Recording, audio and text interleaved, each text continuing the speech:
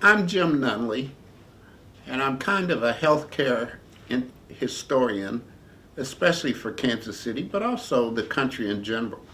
I'm trained in public health and once was considered kind of a bright scholar. I was given a great scholarship to the University of Michigan to study the effects and the nuances of healthcare. And part of my message today is to share with you about the late Reverend Raymond Handy. Now, when I say nuances, there are many things that happen, and there are many issues that the media kind of sort of says, now here's what happened. But very few people know what really happened. Now, I say that because if you were to look at Reverend Raymond Handy, and I say Reverend because he was a minister, his greatest contribution lie in the fact of being the first organization in Kansas City that honored the Reverend Martin Luther King Jr. He did that at 2525 Euclid, and he and a bunch of physicians who were connected with Wheatley Hospital founded and built the Martin Luther King Hospital at 25th and Euclid in Kansas City. Now, I say that because in today's message, we see hundreds of people who are kind of flocking to the notion of memorializing Martin Luther King.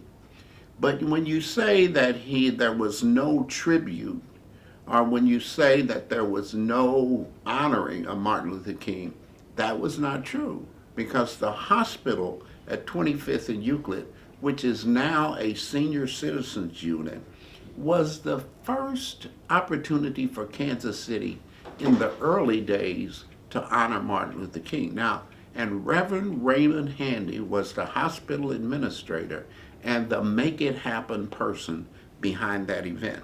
Now, I share that with you because it's important when somebody talks about you in death. It's important that you know how they lived. And let me get to that point. Raymond and Una Handy were probably the best stalwarts for making change happen at the nuance level, not at the macro level, not at the level where the headlines are made, but at making it happen. Now, she was the first person to be part of the Wayne Minor Health Center, which later became Rogers Health Center, but she was in charge of social work. Now, it's very important for you to know that she was in charge of a social work at a medical institution. And it was Raymond's influence on her, or their togetherness, as I like to think it, that had an impact. So he was kind of in the healthcare field long after he left Martin Luther King and Wheatley Hospital. Now, what is his impact, you might ask? His impact is sewing a quilt together. Now, remember that the quilt has many small squares, and it doesn't look like it's going to look when you start out. In other words, many quilts have very few architectural drawings. But in the making of that quilt, somebody sees how that quilt is going to be stitched together. They see how maybe something that doesn't fit with common thinking, that are common convention of how they might fit together and how the community feels about it and whatever.